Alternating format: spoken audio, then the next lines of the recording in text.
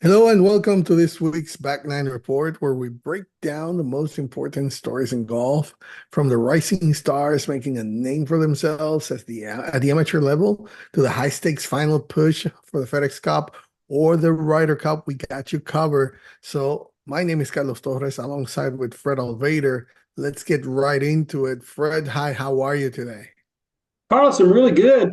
Spent a couple days down in French Lick. They had the media day for the Corn Ferry Tour that's coming there the first week of August, or I mean of October, and that's the final event. So the 20 cards will go out after that. I had a nice time down there. Got to see some people I haven't seen for a while. So good day. Played the Ross course yesterday. Oh my goodness, what a wonderful golf course that is there.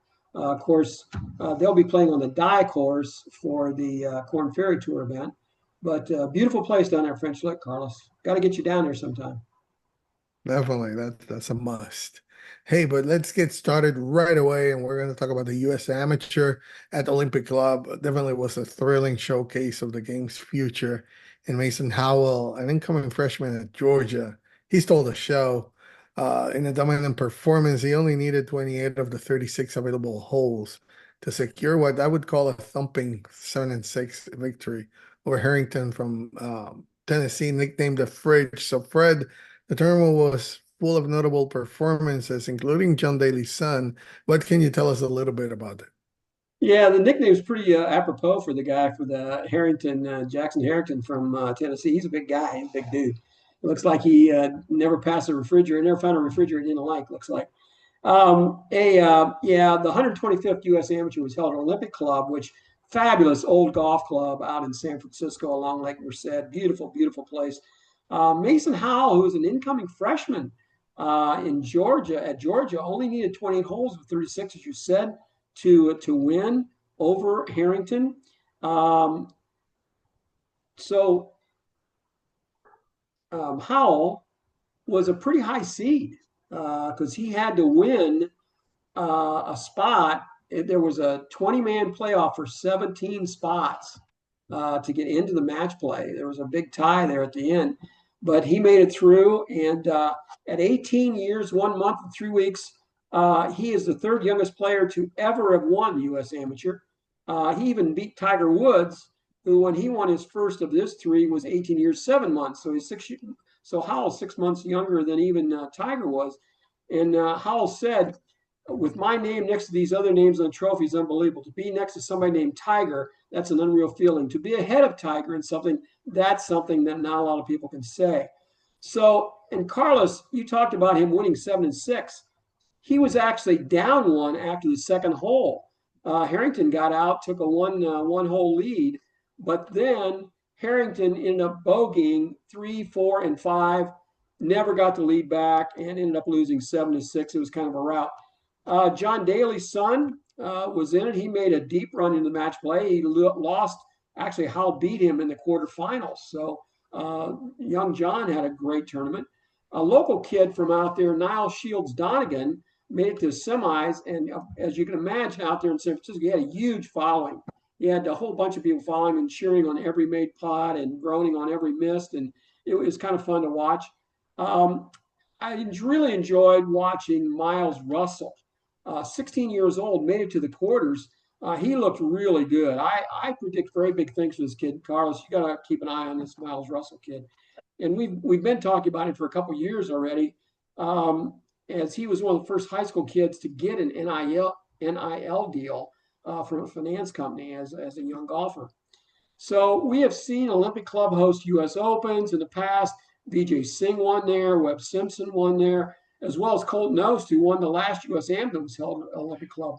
The uneven terrain makes it difficult, lies even in the fairways, and a ton of undulation on the greens make putting a real adventure. So I really enjoyed watching the USAM. I enjoy watching it every year, actually. I try to watch someone every year. But watching it from Olympic Club, that was really good stuff, Carlos. Definitely. To me, I can't forget this name, Miles Russell. I mean, at just 16 years old, it's already one of the most talked about prospects in junior golf. So, I mean, he held his own against a much older competition, making it all the way to the quarterfinals. So, people, if you haven't heard this name yet, you will. This kid's ceiling is sky high. He proved it there at Olympic. So, All told, the U.S. Amateur gave us a glimpse into the future of golf. And hey, it looks pretty bright from this side. Absolutely. So Miles Russell, definitely. he's a player. He's a definite player.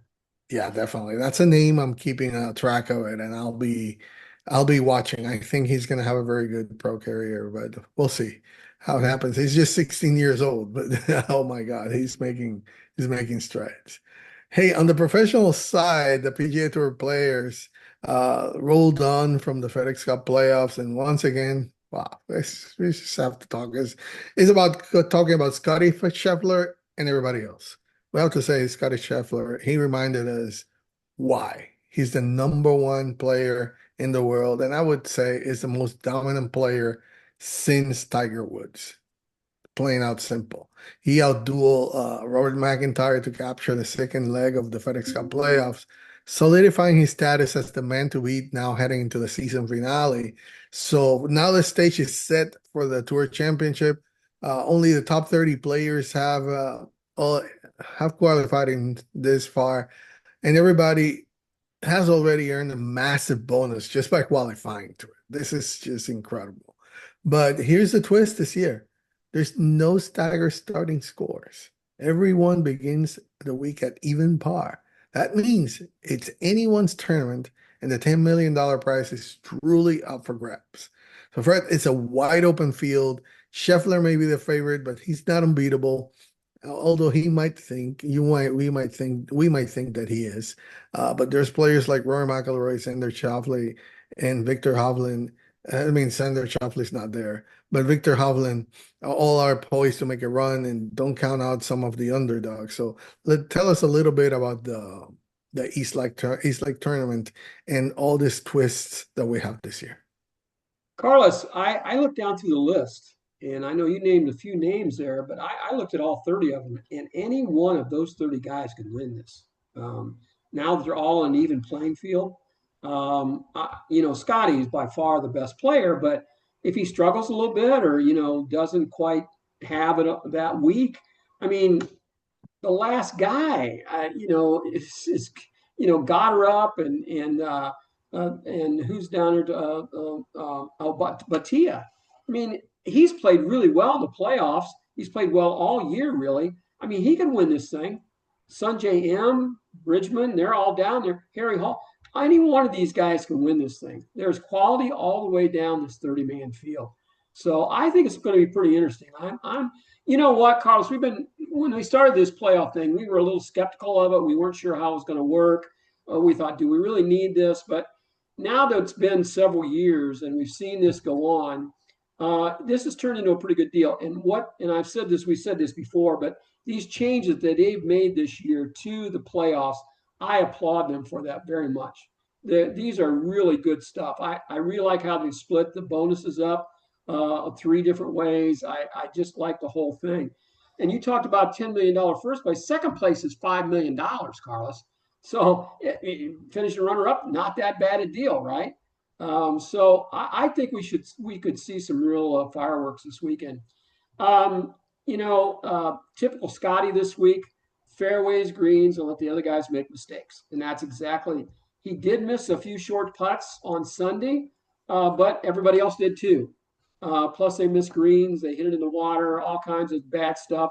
And Scotty just kept playing his game, just plugging along, just playing, making his few mistakes, less mistakes than anybody else. Felt really bad for Ricky Fowler. He'd moved up from number 48 all the way up to 26 and was in the Tour Championship with just a few holes to go, but he struggled late with a double bogey and a bogey that ended up moving clear down to 33, so he missed out by 3 spots. Felt bad for him, but he's got a lot of money. It's okay. There's always next year. How about Ben Griffin, Carlos? I don't know if you watched any of this or not, but he starts out, and he's got aspirations to make the Ryder Cup team. He's had a great year. He starts out with a triple bogey on the first hole, then hits his drive out of bounds on number 2, makes double, and then makes a bogey on the third hole. He's 6 over after 3 holes. Okay. He sees everything evaporating. So his caddy gets to talking to him and realizes what's happening and says, here, you got to drink water. And so he makes him drink like a couple bottles of water. Griffin takes a creatine supplement, and he normally takes it before the round while he's hitting balls or before he even goes out. But this week he didn't take it right away. He took it as he's getting ready to hit his tee shot on number one. And this was old stuff that had been in his bag and it was all chunked up.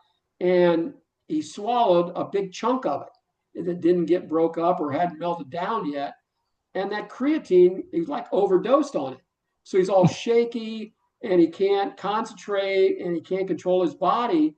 And so he had to drink that water to get himself back to where he could play golf again.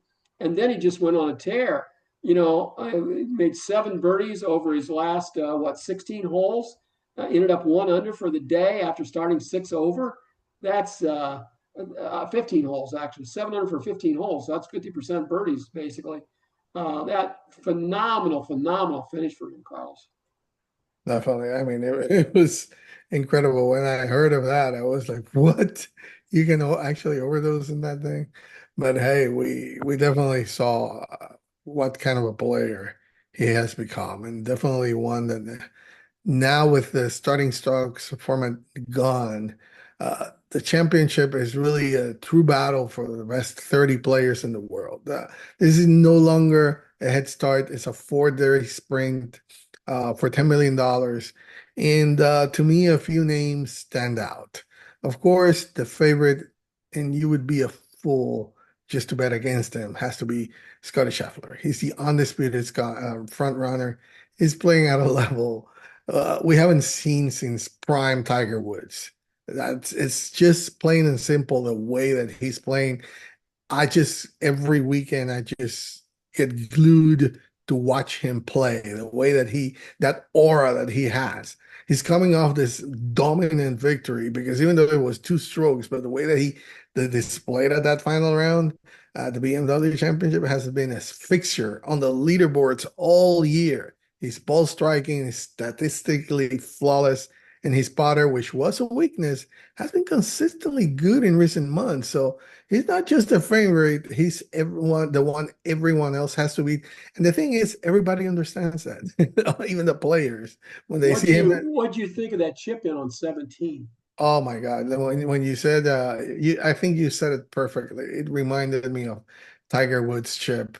I mean, the way that That was I just got impossible chip. chills. I just got chills just He remembering could it. stand there for 2 days and try that chip and never even get close to it. Yeah, that's just how poison, how clutch this guy has become. Some of the contenders that I'm looking for, of course, I would like to see Rory McIlroy. He's the only player who can consistently match Scotty's brilliance. Rory's a 3-time FedEx Cup winner, so he knows he's like better than anyone. He's a threat whenever he tees it up, and if he is on his game and Scotty stumbles, I think Rory will be the first to pounce. I'm also looking forward to see Tommy Fleetwood. He's been like a little bit of a dark horse, but he has been playing the best golf of his career. He's had 2 straight top 5 finishes in the playoffs, and his ball striking metrics are elite. So it would be a storybook finish for his first PGA Tour win to be the biggest prize in golf. So it's incredible just to think Tommy Fleetwood has not won yet on the PGA Tour. So this would be just incredible. And finally, I'm going to mention Justin Thomas. I think he is the most dangerous long shot in this field. He has an incredible history here at East Lake. So he had 8 trips and 8 top 10 finishes. So the course fits his game perfectly, and he's been one of the best putters on tour. So if he can get his ball Except on striking dialed Sunday. in, yeah, if he can get his ball striking dialed in, he could easily shock the field and walk away with the trophy. So, Fred, what do you think about who to watch this weekend? Well, first of all, who's out? So no Ricky Fowler, we mentioned earlier. Matt Fitzpatrick is out. Lucas Culver's out. Jason Day, and of course Xander is out. There's some big names that aren't up there this year, but there's some really good young guys that slipped in there this year. So as I mentioned earlier, every player in this 30-man field has the talent and the ability to win this thing. You can't count anybody out really. But the top guys, I'm going to agree with you on Tommy Fleetwood. I keep calling this. he's going to win. He is going, and he's playing as well right now as he's ever played. The last 2 months, he's played as well as anybody on the PGA Tour. He's really got his game going. If he can just get over this thing of hitting the putts too soft on Sundays and be a little bit more aggressive, he's going to win in a runaway. Because I don't know if there's any better iron player. Maybe Scotty is the only iron player that's as good as Tommy Fleetwood is with his irons. He's really good. Um, you mentioned Rory. Yeah, you always got to pick a Rory, right? I mean, he's the only guy that's even close to Scotty with talent and ability. So no question about it. I like Justin Rose too. Justin's kind of having a renaissance of sorts, right? He won the St. Jude. Now he's had a week to just play his game, and he played pretty well at the BMW at Caves Valley. But he's still got that fire. He wants to win big stuff, and there's nothing any bigger than a Tour Championship. So that would be another, and he's won it before. So I mean, he knows how to do it. So when Scotty's on his game, no one can seem to touch him.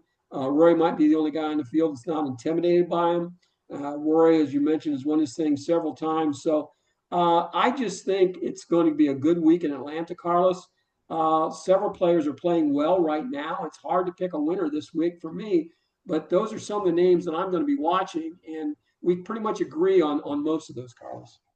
Definitely. And the best thing is that this weekend I don't have to bring in my spreadsheet to see and calculate the strokes and who's no is moving now first. How is it? It was just incredible. Yeah, I don't have to do yeah. that. That's the best thing. So our closing topic is the Ryder Cup. The teams are taking shape. The debates are already raging. Yeah, and so let's take a look at the automatic picks first, and then we'll talk about who should be receiving the coveted captain's picks. And also let's talk about whether Keegan Bradley should pick himself or he should stay in the bench. So let's see. Team USA, Scotty Scheffler, the world number one pillar of the team. JJ Spawn, I could call him a breakout star who won the US Open. He definitely played his way into the team. Sander Schauffele, well, he's been a consistent force and a lock for any team event. Russell Henley, he has quietly had a fantastic season with a win and multiple top tens, earning his spot here. It's like we always were seeing Russell Henley somewhere in the leaderboards. Harris English, he made a late surge with great performances in majors. That really secured his place here. Bryson, the US Open winner, brings major winning pedigree and fire to the team. So for Team Europe, they have Rory McIlroy, Masters champion and the leader of the European side. Robert McIntyre, we just saw him finish second to Scotty. He's on fire and a proven clutch performer. Tommy Fleetwood, veteran with a fantastic Ryder Cup and a record and recent great form. Justin Rose, you just mentioned him. He's an experienced player who has found his best form again in his mid 40s. Tyrrell Hatton, he's a fire competitor who's a perfect fit for the hostile Bethpage Black atmosphere. And Shane Lowry, the 2019 Open champion, is holding on to the final automatic spot, which is really a testament to his grit. So, Fred, how about the automatic pick so far? Yeah, the European team looks really solid to me. I go back, I go down through their next 8 or 10 guys, and there's not many losers in that either. This may be one of the best European teams I've seen since we've been following this, Carlos, and we've been doing this for a while. So I really like this team, and they've been winning with lesser talent. So I don't see anybody that I would be afraid to put out there. And a lot of times we've seen with the European team in the Ryder Cup, they hide guys. They may only play one match, if that, and then play in the singles. He keeps the horses out there all the time, or they have in the past. But I don't think they have to do this time. I think they can rest guys. I think they can let Roy sit out a session if he wants to. I think they can let Justin Rose sit out a session, at which they need to. I mean, these guys 45 years old. It's hard to play 36 holes a day, or 2 matches a day, and then play the singles. So he's got a lot of options. And then Carlos, after your top 6 for the Europeans, you got Sepp Straka, who's had a fantastic year on the PGA Tour. You've got Rasmus Højgaard, Ludwig Alberg, Victor, Hovland, Matt Wallace, Matt Fitzpatrick, and then Thomas Dietrich. So, you know, there's not many winners, not many losers there to add on the team. So, yeah, in the American team, Scotty, Spawn, Xander, Russell Henley, Harris, English. That's a good starting lineup right there. And then you got 14 guys for 6 spots for Keegan to pick. That's going to be a real test. And I know who I would pick, but I get it down to where there's only about one spot open. But we'll see because you're going to put aren't you going to put Brian Harmon on? I mean, he's a great team player, right? He's still coming off that Open Championship win 2 years ago. Maybe not. That might be a maybe. But you got Justin Thomas and Kyle Morikawa are locks, right? Those two. You got Ben Griffin, and I think he's earned it, especially with his performance at the BMW last week. And then you got Cam Young. Then you got either Batia or Goddard. If you want to look at some, these guys have a big, bright future. They're going to be on other Ryder Cups. This might be a good time to bring them in. So Keegan's got he's got a lot of options for picks on Wednesday. He does, and I'm gonna tell you what so far. Might change from here to next Wednesday, but so far my captain's picks would be Colin Morikawa. I mean, he can't leave a two-time major winner and one of the best ball strikers in the world off this team. And he can I play any kind of I team format. He know. can play alternate shot. He can play, he doesn't put you in a lot of trouble. He can play best ball. Yeah.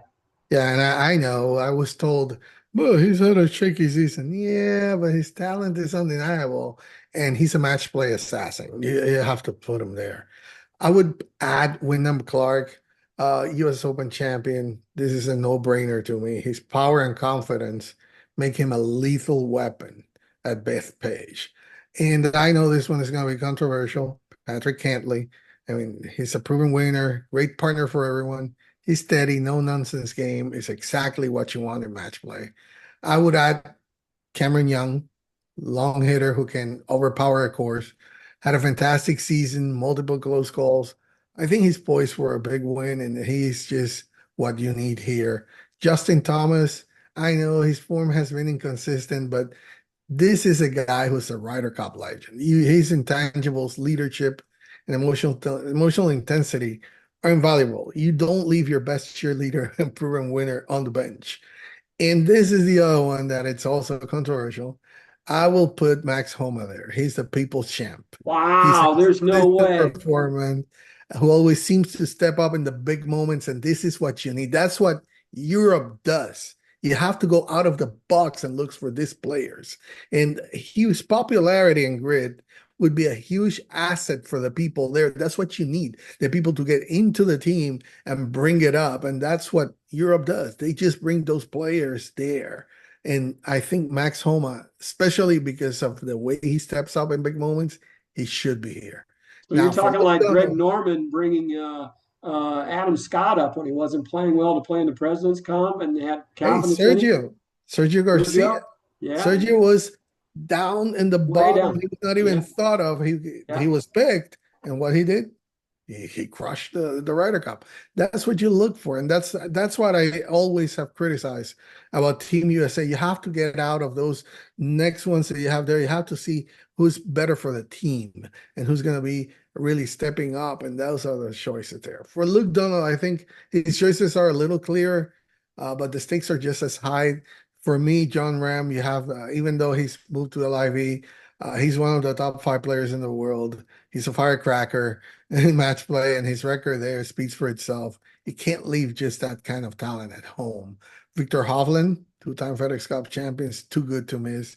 Brings a ton of experience and great ball striking to the team. Ludwig Aberg, the Swedish Freedom, I've been always up on him. His first Ryder Cup was incredible. His power and precision are exactly what Europe needs, especially on Bethpage. Matt Fitzpatrick, you mentioned him. I mean, his intense focus and stellar short game will be a huge advantage in team play. Also, you mentioned Sepp Straka. He was just outside of the automatic picks, and he's had a fantastic season with a major contender, and he's been a consistent presence on leaderboards. I think he's earned this spot. And to me, the last one should be Jordan Smith. He just finished outside the automatic qualifiers, but has played fantastic golf over the past 12 months. He would be my final pick to add another steady and high performance player to the roster. Yeah, Now, I was wondering. I was going to ask you actually if you're going to put John Rahm on or not, and because he's definitely. not, he's not getting points, so he's way down the list. But I would add him myself if I were Luke Donald. I'd want him on the team for sure. But I do So disagree with you, Patrick Cantlay. I would never pick Patrick Cantlay for anything ever again after his performance at the last Ryder Cup. And Max Homa is he's floundering. He is lost. I wouldn't want to put him in that situation right now, Carlos. And I don't think he'd want to be in that situation right now, to be quite honest with you, because pros hate to be embarrassed. And I'm afraid Max would be embarrassed because his confidence level is just not there right now to be in that big of an event. But there's a lot of choices. It's going to be interesting to see what Keegan does. And then the other question I was going to ask is Keegan pick himself, or does? And my thought was if he was in the top six, got an automatic, he would play. But if he had to pick him, he wouldn't pick himself. That's my thought on that. If he did, it'd be okay. He's playing as well as anybody right now. But I just don't think he'll pick himself, Carlos. yeah, I mean, that's like the most controversial question right now, right? But my take to me is clear. He should concentrate on being a captain, not a player. I mean, frankly, the job of a captain is all consuming, from managing pairings and player personalities to To pick handling in the media hat and the shirts, that's obligations. really tough stuff. Yeah, and providing that calm presence to everyone is a monumental task. And as Roy McIlroy pointed out, it's virtually impossible to do both roles at the highest level.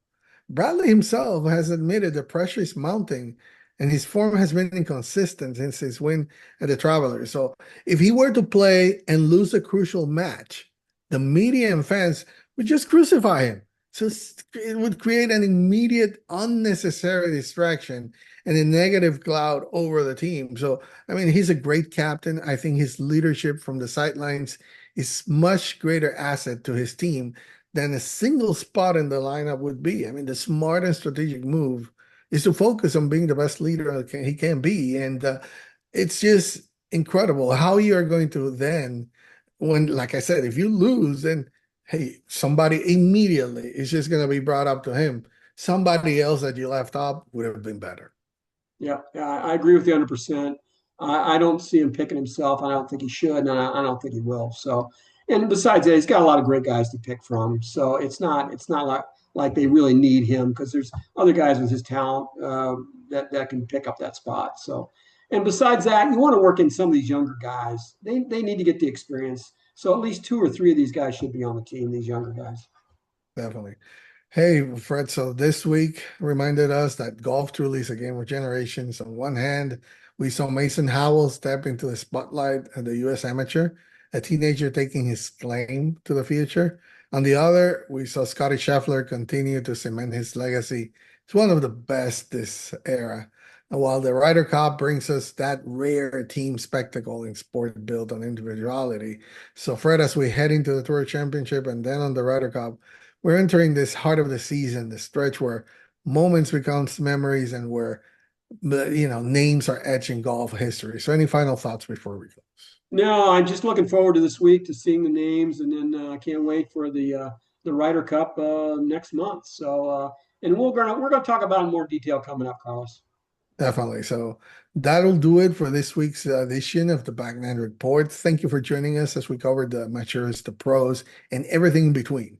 Be sure to tune in next week, and we'll break down probably the action from East Lake and take a closer look at the Ryder Cup matchups as they start to do the captain's pick. So until then, keep it in the fairway, and we'll see you on the Back Nine.